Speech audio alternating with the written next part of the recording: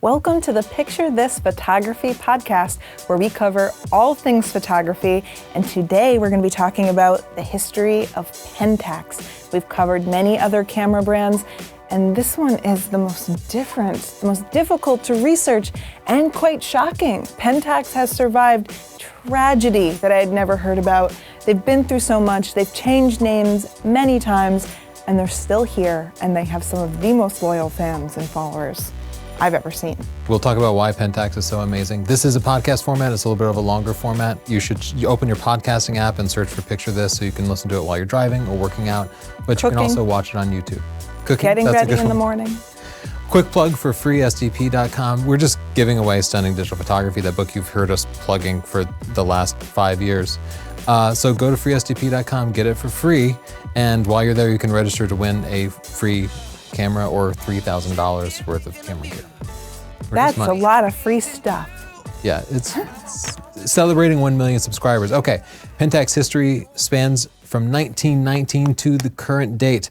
And in 1919, could you just say the founder's name for me, Chelsea?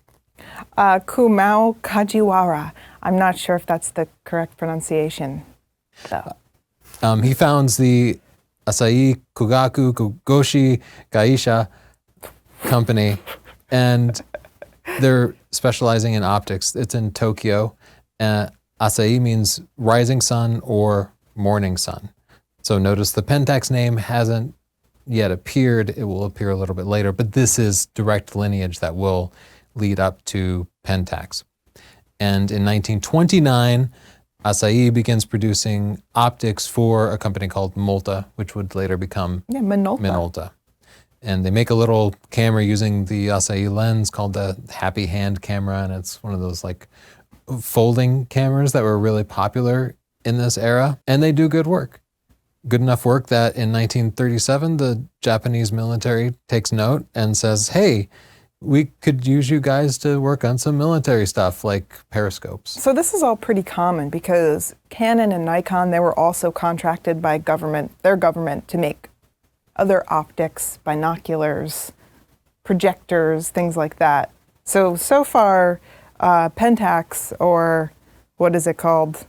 Asahi is normal. They're right on track. They start with optics and then they start making military items. That's all very common, right? Yeah, Canon actually got just shut down. The government just took over their factories, but Nikon had to make binoculars and stuff. And I definitely get the impression that the Nikon binoculars might have been preferred because there were lots of historical stories about the Nikon binoculars and how they changed the different naval battles and such, and you just couldn't find much about Asahi Optical's work. But nonetheless, we did find a couple of examples of periscopes and such being produced by them. So in 1938, the founder is a little irritated that they're now just making military equipment. So he opens up a new factory in Tokyo, a small one called Asahi Optical Co. Yeah, so the government's forcing him to manufacture something. So he says, okay, I'll open another factory and I'll do what I want there. No. Yeah. No, I don't think so. That's not how it works. The government also forced them to use that new factory to produce things for the government. Yeah, and if you've studied history at all, you know why, because it's 1938 and we're ramping up to World War II. Yeah. Which is a big deal. And maybe you heard of it. It's kind of a big deal. And U.S. forces especially really bombed Tokyo hard. Yeah. And destroyed most of the city. Like not just military installations, but just about everything. But these were including basically temples. Military installations. Yeah. Yeah. These were factories that were creating things that would be used in the course of the war. And the Asahi factory was destroyed. Most of the employees were killed. Yeah, this is a tragedy. I could not find this information on Pentax's history page. I don't know why. I don't know if it's something they wouldn't want to share. It is just incredibly sad. But they lost most of their employees. They lost most of their factory. They lost most of their manufacturing equipment. They were wiped out. I cannot imagine what that must feel like.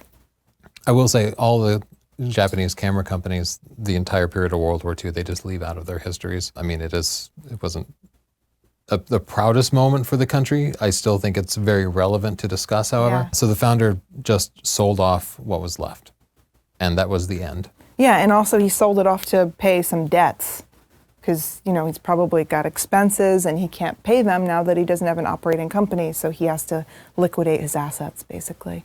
Yeah, really tough time to be a business owner. But something fairly remarkable happens after World War II. The U.S. occupying forces move in. Like the U.S. won the war. They come in, they want to just reestablish. Let's not be so U.S.-centric. Like, the U.S. did not win the war, I'll just say that, but they're on the Allied side of the war. Yeah, okay, the Japanese surrender. Yes, and U.S. occupying forces do come in, and there's a bunch of U.S. servicemen there, and they love Japanese cameras. Yeah. And this is such a historic moment that today, when you talk about the most popular camera companies, you're talking about Canon, Nikon, Olympus, Panasonic, Pentax. They're all Japanese companies, and I really think it's this moment when the U.S. occupying forces are in there and they fall in love with these little Japanese cameras. It's a turning point for photography as a whole, but especially for Japanese companies. Absolutely, because they're well made, but they're much more affordable than the German options. Right, up until that point, it had been all Leica. That's what everybody wanted, but they were good, but they were expensive. They're expensive. So in 1946, the U.S. Army works with the founder to get Asahi back up and running, and they're making binoculars. And then in 1948, they resume making lenses for Minolta as well as Konica. And in 48, there was a big eclipse that was visible in Japan, and just like we get excited about it, they got excited about it, so they were making telescopes out of cardboard and nice optics. Yeah. And, you know, sold some stuff and kind of boosted everything. And in 1949, the founder, who was really passionate about photography, did not want to make just another knockoff camera, because that's what all the U.S. servicemen were buying. They were buying Leica knockoffs. They were knockoffs. This is what Canon did. They took Leicas, they kind of disassembled them, and they made copies. And a lot of Japanese companies were doing this. People still loved them because they worked and they were cheap. He did not want to do that. He wanted to make something new, something original, and he didn't want to make a rangefinder like the Leica design. He wanted to make an SLR, a single lens reflex camera. It has a little mirror that goes in front of the film plane. That mirror bounces light straight up to your eye, so you look through the lens. It didn't need to have two lenses. You could actually, what you see is what you get. It was a revolutionary design that didn't take off for several more years, but Pentax was there first, though they weren't called Pentax at the time. So I thought that was really amazing, and they continue to focus their energy on the SLR design. Like, even now, they have not moved into the mirrorless world like so many other companies have. They have been doing SLRs since 1949 and have not changed course. And to put it in a little historical context, we have the Korean War going on from 1950 to 1953. And this also is kind of a boom for photography in the area, because there were a lot of journalists from all over the world coming into different parts of Asia. And photojournalism is huge at the time. And most of them are using Leicas, but the Leica stuff is so expensive that they start buying Japanese cameras and Japanese kind of knockoff Leica lenses. So in 1952, to kind of get in on this, Asahi releases the Asahi Flex 1, the first one. And it is an SLR, and it has kind of like a waist level viewfinder. So when you look through the viewfinder, it doesn't have a prism yet. The prism technology, they haven't totally mastered it. So when you look through the viewfinder, you're looking down through the top of the camera, and the image is flipped left to right, which is incredibly disorienting the first few times you try a camera like this. If you ever used one, you know that it can be, it takes a little bit of getting used to. Yeah. So the flex in the name comes from the mirror. It's a reflex, like single lens reflex camera. And it's kind of a funny design because it has the centerpiece, the viewfinder that flips up, but then it has a little rangefinder style viewfinder just next to it. So if you look down, you see the image through the lens flipped left to right, or you can hold your eye up to a little rangefinder, which just has like 50 millimeter markings on it, but is not looking through the lens. So you could you could frame your picture up in one of two different ways. Just kind of a funny little design that I haven't seen on other cameras before or since, really. In 1957, here they adopt the name Pentax. Yeah, finally the name you're familiar with. And there's conflicting stories, right? Some people say that the name comes from pentaprism and contacts mixed together, and some people say that they bought the name from another company. Yeah, that they bought it from Zeiss Icon, who owned the name Pentax. But yeah, another story says it's like pentaprism plus X, which was the name of another Japanese SLR. Yeah. And so I'm not 100% sure on it, though I lean towards them buying the name. The Japanese companies at the time often wanted to sound German, so them picking up a German name would kind of make sense, but I didn't get a clear history of that. Yeah, I read conflicting things on multiple sites too, so unconfirmed. And they released in 1959, they released the Asahi Pentax, a series of cameras with slightly different features and kit lenses, the S1, the S2, and the S3. These have available prisms in them. Yeah. So they no longer need to have two rangefinders. They're just stunning designs. I think these are some of the most beautiful cameras ever made. They are. And they tended to be pretty easy to use. We'll see this trend continue through now, like prominent dials, larger grips, easy to use, and sort of durable and reliable. If you're watching the YouTube video, you're also seeing ads from the period, and Pentax marketing could often be really bizarre. Yeah. We're not playing the audio because most of it's in Japanese anyway. So Photokina 1960. Photokina is where it was at. We have to do a history of Photokina because so many things happened there. Pentax shows the prototype for the Pentax Spotmatic. And sounds cool. The name Spotmatic comes from the fact that it has spot metering built into it. So the camera will determine the exposure from a little small spot. This was a big deal at the time because nowadays we just take metering for granted that our camera will figure out the exposure. But at the time, most metering was done manually. So having a meter built into the camera was really helpful. You still had to look at the meter and then dial in your aperture and shutter speed manually. It didn't do that stuff for you yet. So spot metering was a big deal. That's why they named it Spotmatic. But then in 1964, when they actually started shipping the Spotmatic, they decided spot metering was too hard for beginners to use. Really? Yeah, because you might meter off of somebody's white shirt and then everything's going to be underexposed or vice versa. It'd be difficult kind of to figure out what was going on if you weren't technical enough to know how it was being used. Right, so they changed it to just center weighted average metering, but they kept the Spotmatic name. So that's kind of a misnomer. The Spotmatic had the M42 screw mount, and most lenses at the time, like all the Leicas, screwed on. The bayonet mount would not come for many more years. And it would continue to be produced in one form or another until 1976. So this is Pentax's peak. Yeah. They are number one. They were number one, and they were also known for their Takuma lenses, which were really sharp, and people liked them a lot. And just as an aside, a little piece of trivia that I kind of found is that the Takuma lenses were actually named after the founder's brother, Takuma Kajiwara, and he moved to St. Louis when he was 29 from Japan to St. Louis and was taking portraits. He was a photographer, and he became a very famous photographer in the United States. And he was taking celebrity portraits and just portraits of many, many people. He had his own studio, and then he opened another studio in New York City, and he was named one of the best photographers in America by the Photographers Association of America. So he was well known. At some point he went back to Japan and with the government worked with them to start photo clubs in Japan. And so they started 2 photo clubs. Some people think he even influenced the camera and lens design, but that's unconfirmed. I could not find any evidence of that other than the fact that he took these trips back to Japan around the time that some of the newer technology was coming out. But really interesting because the founder, he founded an optics company, but he had a brother that was a photographer and another brother that was a painter. So it was a very creative family. And clearly they were kind of, this was an homage to that by naming these lenses after their photographer brother.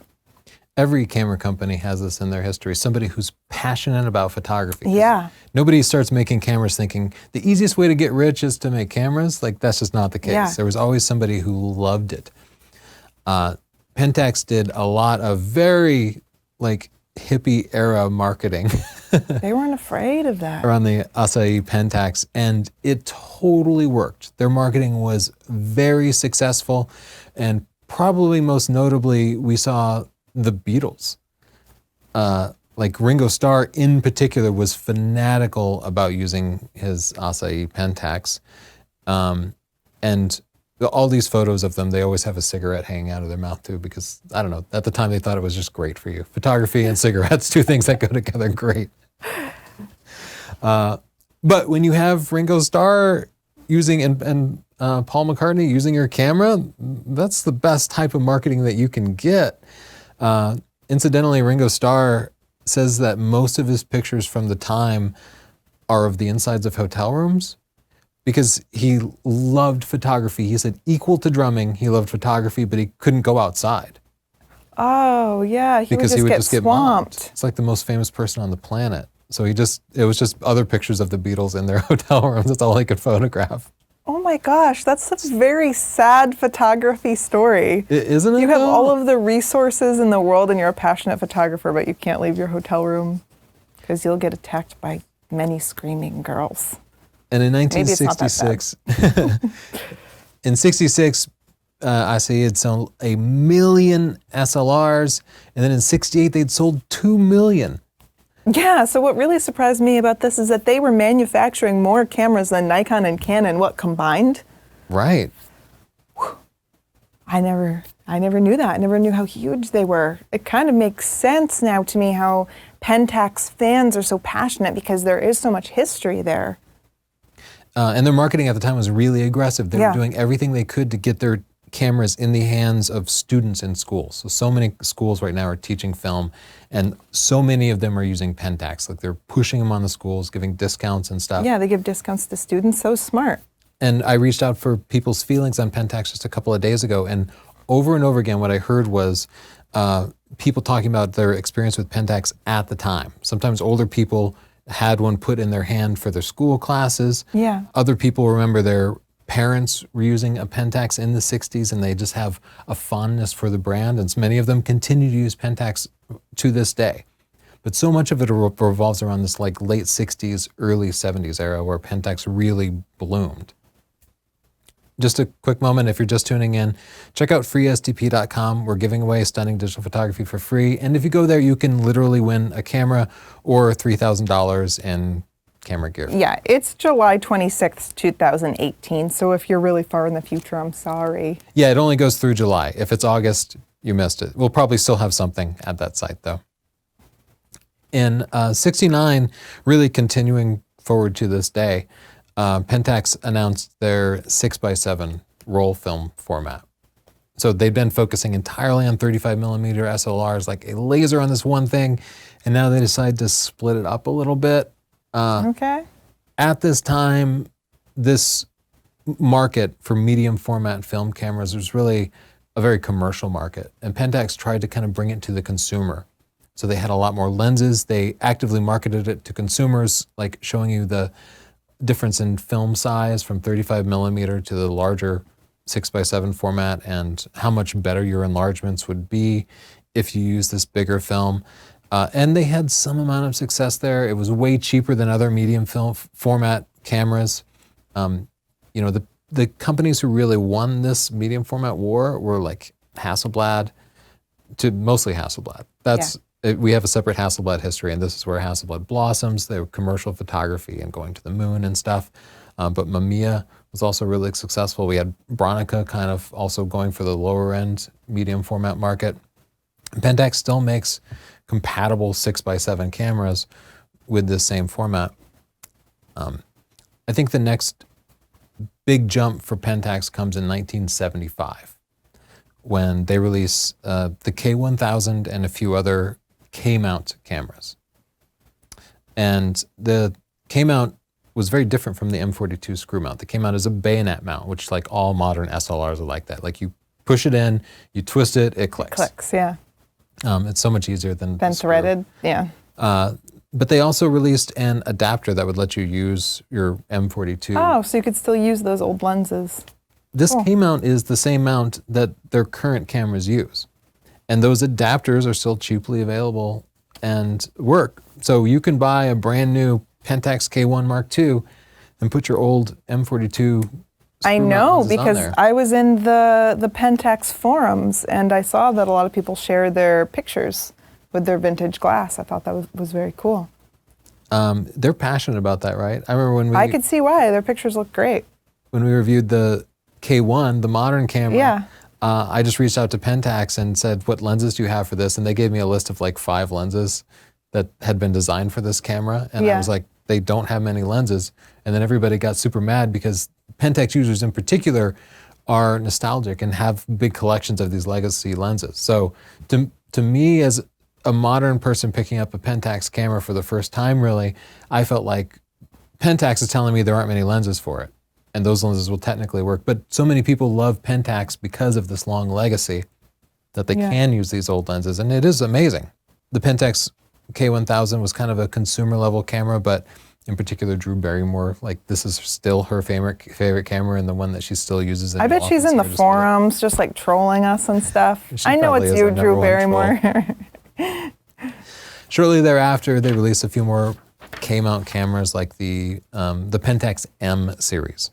So they released a dual set of cameras, the ME, which is electronic, that's what the E stands for, and the MX, which is all mechanical, because it was this time period when many people were embracing electronics and they wanted electronics in everything. Yeah. Like you'd open your car door and it would have a little tape deck playing back saying, car door ajar, door ajar.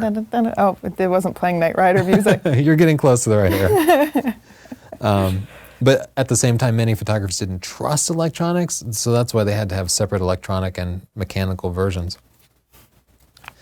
And they made big winders available so that you didn't have to crank the film yourself, and you could stack on like big rolls of, 120 rolls of film if you were shooting sports or something like that. And I want to mention, it's not necessarily historically noteworthy until for like another 30 years, it won't make sense. But in 1977, a small imaging company named Ricoh creates the Ricoh XR1, which takes these same K-mount lenses. So you can use your Pentax lenses with this Ricoh body. Foreshadowing. Just remember that. Foreshadowing. 1981, Pentax sells their 10 millionth SLR. That's impressive. It's a lot of cameras. Do you think they did a free camera giveaway like we're doing? Probably not. Yeah.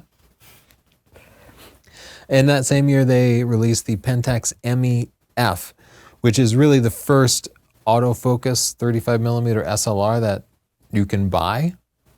And it's $400, which amounts to like $2,100. And like, it's an expensive camera. And it's awful.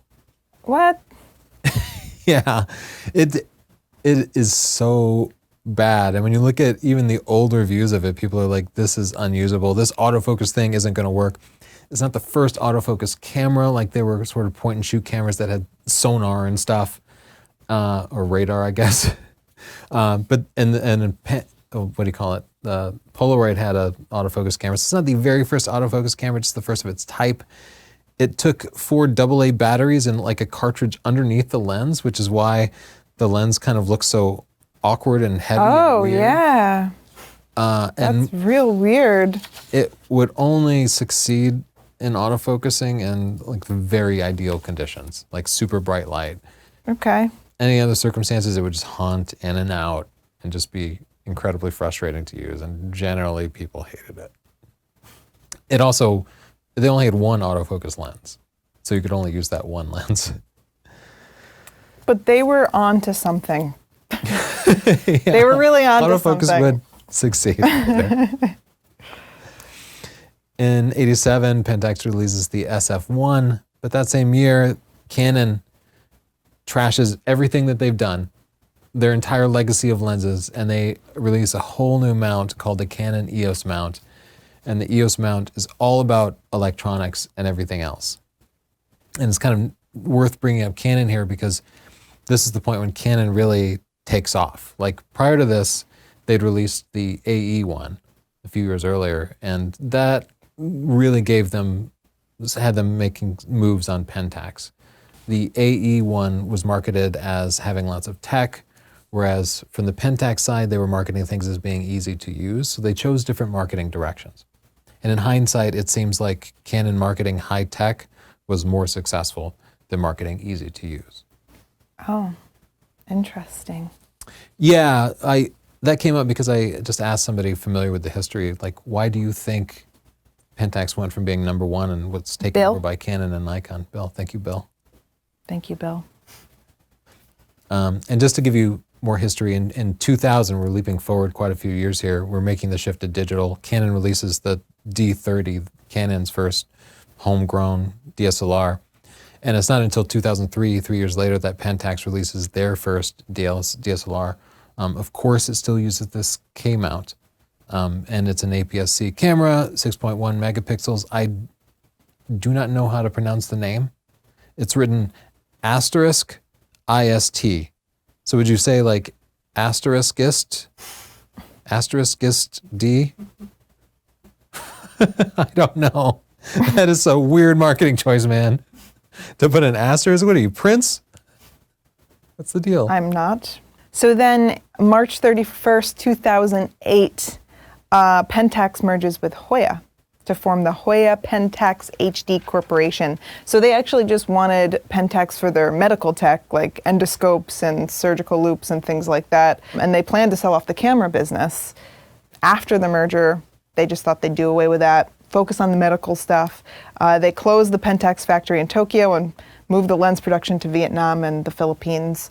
So not looking good for them. Not looking good for the camera division. Yeah, we've talked about how these companies are driven by passion for photography, and when they get taken over by a company that's not passionate about imaging, sometimes they're just like, how do we make a profit on this? Yeah, and I almost wonder if that's why some of their history has got lost. I noticed, we've researched Canon and Nikon and Hasselblad and Leica, and they still really hold on to their history. They celebrate it. And with Pentax, it was much more difficult for us to find information and that kind of pride in their history. When we started researching and seeing that they were sold and name changes and, all the struggle they'd been through, I had to wonder if maybe that was why. It's a shame because they've got good history. Exactly. And in 2008, they released the K2000, sort of a symbolic follow-up to the K1000. Yeah. That was such a hit. It's also APS-C. Well, also APS-C. It is APS-C, like pretty much all of their digital cameras were until very recently, and 10 megapixels. And I think it's interesting that Pentax made this choice to just only make lower-end APS-C cameras with smaller sensors, while Canon, Nikon were making smaller sensors as well as full frame sensors that could utilize the full 35 millimeter lenses. Yeah. So in 2010, Pentax overshoots a little bit and makes a medium format camera that works with their 6x7 mount that so many people were using in the late 60s, the 645N. It's digital, it's medium format, and it's, for the time, it's moderately affordable for a medium format digital camera. It doesn't have a 6x7 sensor. It's much smaller. So there's a bit of a crop if you're trying to use the old lenses. But nonetheless, it's bigger than 35 millimeter. The camera's not a huge hit. It's still really expensive. These cameras are very, very clunky compared to even the 35 millimeter cameras at the time. Just a few years after the merger with Hoya, sells the Pentax camera business to Ricoh. Right. That company that was making the little camera set many years ago that takes the Pentax lenses now owns Pentax. Yeah. So it almost seems logical. And they changed their name to Pentax Ricoh Imaging. And they do this at the time when DSLRs are at their peak in all of history. Yeah, 2011, it was a $124 million sale. And since then, the whole industry has kind of tapered off. So I'm sure that at the time they hoped it was going to continue to grow, and it's ended up shrinking a little. When you look at their financial reports from the time of the merger, digital cameras are prominent in their financial reports. They have a whole slide dedicated to the Pentax lineup. The company is taking a lot of pride in it. And we'll talk about that in a little bit. Fast forward, things will change a little bit. 2012, Pentax releases this bizarre camera that I only just discovered existed, the K1. I think it looks cool as heck. Yeah, it was very design-centric, and the designer's name is, his autograph is on the bottom of the camera. And it's bizarre because it is a mirrorless camera with a standard SLR mount. Like, they didn't make a new mirrorless mount. So it's a very thick mirrorless camera. It totally lacks a viewfinder. You have to use the back of the screen. It's not a great camera, which is why we never saw it or reviewed it or anything. Looks great. But it was a very cool design, and I imagine it would be a collector's item nowadays. This is the first and last mirrorless camera that they've made, as far as I can tell, which is weird because now all the other companies are racing to make their mirrorless cameras, and Pentax that's kind of their one effort. But maybe Are they always like a little bit too ahead of the curve? Like with the autofocus, they were one of the first. It made them look bad. Yeah. They had to make all of the mistakes. And then with the mirrorless, I mean, it seems like they were early to that, but where is it going? What's happening with it? Anything? We don't know. In 2013, this kind of hurt my feelings. It hurt your feelings? Yeah, they renamed the company to just Ricoh Imaging. Like they just took Pentax out of the company name. But that's where all the nice history is. I know. I mean, like a lot of awful history, but you know what I mean, the history. Yeah. And in 2016, Pentax releases the K1. We reviewed this camera, and I thought it was the best landscape camera that had ever been made. It had some severe drawbacks too. Yeah. It was clunky and real slow, and the focusing was kind of slow, and you certainly couldn't use it for sports, and even general use would be tough. But it was a fantastic landscape camera. It was cram-packed with features. And it was their first real full-frame camera. And this is such a godsend to all the Pentaxians who've been collecting all these full-frame lenses from the film era. Yeah. Because now they can attach them on here and get full use out of it finally. So even if Pentax were only to make this one full-frame camera, that would still be such a big deal to all the collectors out there because now they can use it. But it ended up being a great camera. It was interesting because Pentax, of course, needs full-frame lenses for this, and they had a long history of it, but it's a 36 megapixel camera, so you kind of want to make super sharp lenses for it. And they didn't really make any. They made a 70 to 200 before this that you could continue to use, but for like standard and super wide lenses, they just worked with Tamron, a Japanese lens manufacturer. And they just took their existing lens designs, broke the image stabilization because the Pentax had sensor stabilization, and then rebranded it as Pentax. So they made a couple of tweaks, but they basically rebranded somebody else's lenses as their own and didn't do a whole lot of engineering, as well as using like an older sensor from the original Sony A7R from several years before on the D810. So it is kind of this Frankenstein of parts from other companies, but they did make it work. And it did work. And it is their flagship, but then we haven't really seen much development on it since. This year they announced the Pentax K1 Mark II, but it was mostly a software update. In fact, you can send in your original Mark I and they'll just pull out the little circuit board and put a new one in. Oh, that's cool, actually. Yeah, but they didn't change the sensor or the focusing system, or, there's not any new like notable tech, but it is cool that you can send it in for an upgrade.